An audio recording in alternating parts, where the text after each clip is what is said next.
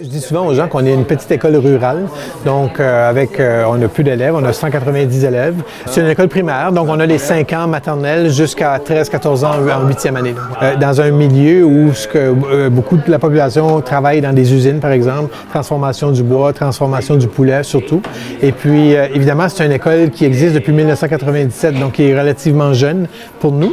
À la base, lorsqu'on a construit l'école ici, on a fermé 4 écoles de village. Donc, on a fermé 4 écoles à 4 endroits pour mettre tous ces gens-là à la même place. Et puis, évidemment, les gens étaient réticents et n'étaient pas très contents à l'idée. Et puis, on leur a promis de faire une école différente. Donc, on leur a promis une école dont ils vont être fiers. Donc, moi, je suis arrivé 3 ans après l'ouverture de l'école, donc en l'an 2000. Et puis, à ce moment-là, moi, j'ai continué ce mandat-là, donc de faire une école différente. On s'entend que le nom Centre d'apprentissage du Haut-Madawaska, c'est une école publique qui est financée par le gouvernement du Nouveau-Brunswick, comme les autres écoles publiques qu'on trouve un petit peu partout dans la province. On n'a pas de système privé, nous, au Nouveau-Brunswick. Puis on touche une plante, ça fait un son. C'est supposé faire un son. Des fois, il y a des personnes, ça marche pas. Hier, nous avons essayé, des personnes avaient des souliers la marque Nike, ça ne marchait pas. On ne sait pas pourquoi, on a essayé, puis ils ont enlevé leurs souliers, ça marchait ensuite. Ça fait que... Et tu peux voir, moi, donc si ça fonctionne. Et on touche une plante. Vous voyez? Ça marche pas. On est dans une vraie jungle. En 2004, on a commencé à faire le blog.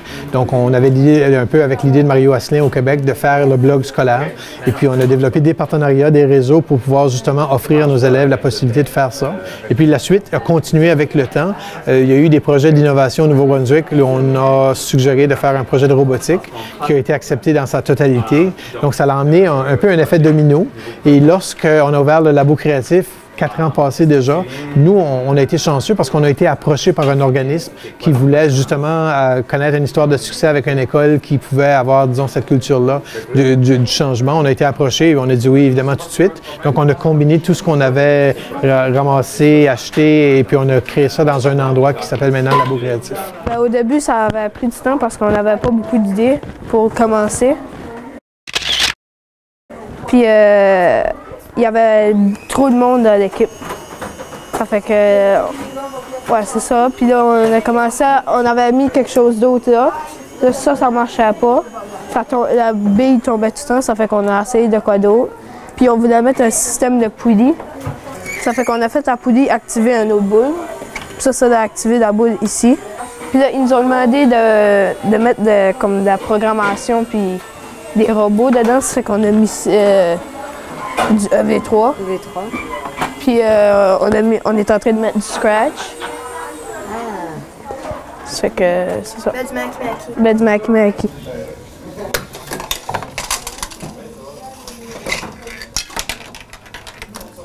Ah, ça fait ça. Si on pouvait résumer ce qu'est le laboratoire créatif, en dehors de ce qu'on y fait, puisqu'on a fait plein d'images, on voit à peu près, donc, dès qu'il y a une technologie, les enfants font ce qu'ils veulent. C'est dans son principe, est-ce que c'est le centre névralgique de l'établissement ou est-ce que c'est un endroit comme un autre?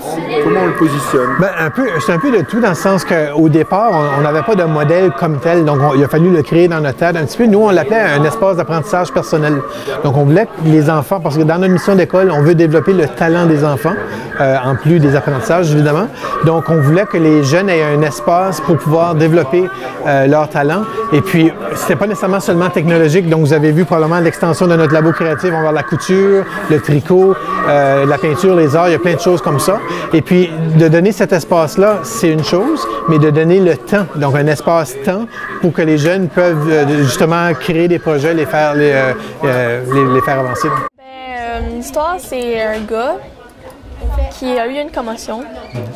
Puis là, il se rappelle plus de rien. Fait que là, il est arrivé des accidents. Là, Donc ça, c'est vous qui avez inventé l'histoire? Ouais. On a créé l'histoire avec des Legos. On prend la caméra, on fait un décor, puis on bouge les personnages comme pas par pas, puis on change les décors à chaque scène qu'on fait. C'est ça, puis là, regarde, comme ici, comme c'est une caméra vraiment comme là on voit. Puis on peut prendre des photos comme, on va dire, comme ça. C'est croche, là, mais tu peux prendre comme ça. 40 secondes, ça prend à peu près 50 photos. On avait fait un autre film aussi. C'est pas lui lui, on le présente pas demain. On va présenter un autre. C'est sûr que nous, on utilise cet espace-là à des fins pédagogiques. Donc, les projets qui sont acceptés, c'est des projets où il y a une valeur ajoutée à l'éducation des élèves. Il y a aussi le fait que ces élèves-là nous proposent toutes sortes de choses. Donc, nous, on peut proposer à des élèves des choses qu'on a vues. Souvent, on va proposer quelque chose. Moi, souvent, je reçois une boîte de matériel et je la regarde et je dis aux gamins, voilà, bonne chance et tu me diras quand ça fonctionne. Et donc, on les apporte dans un espace d'apprentissage qui nous débalance un petit peu. On est habitué que quelqu'un nous enseigne, quelqu'un nous montre, et ensuite on le fait, quelqu'un nous corrige. Tandis que là, c'est complètement l'opposé dans le sens que l'enseignant n'est plus le transmetteur des connaissances. L'enseignant est là pour aider, réseauter. On a le robot de téléprésence où on peut aller chercher des experts si on est mal pris. On trouve ensemble des solutions.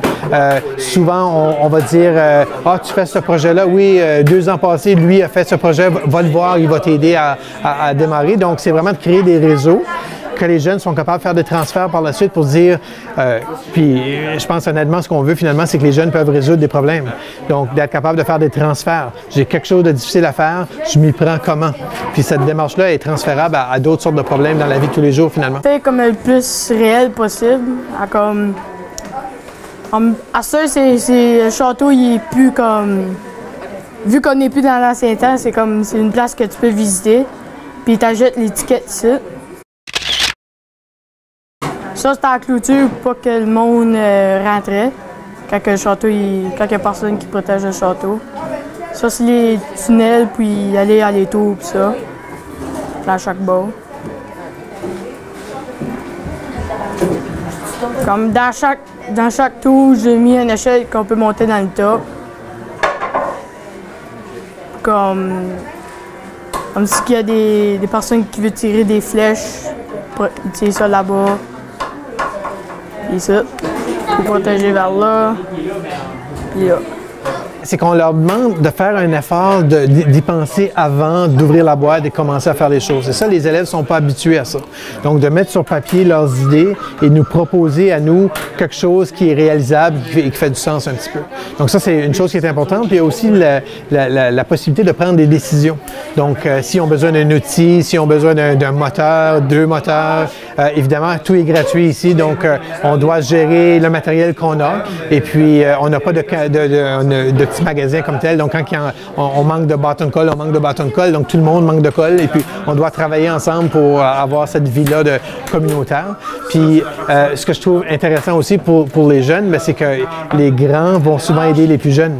Donc, souvent, on a tendance à vouloir les catégoriser selon l'âge. Mais ici, il y en a des tout petits, il y en a des plus grands. Puis souvent, ils vont s'entraider entre eux autres. Mais tous les élèves ont la chance de venir. Donc, il y a des différents adultes qui travaillent ici à différents temps. Et puis, il y a des enseignants qui commencent à une ouverture peut-être plus grande. Il y a des enseignants qui observent encore. Mais en général, beaucoup d'enseignants viennent ici. Ce qui est intéressant, c'est que la multitude de projets qu'on peut faire, on dirait qu'il n'y a pas de limite finalement.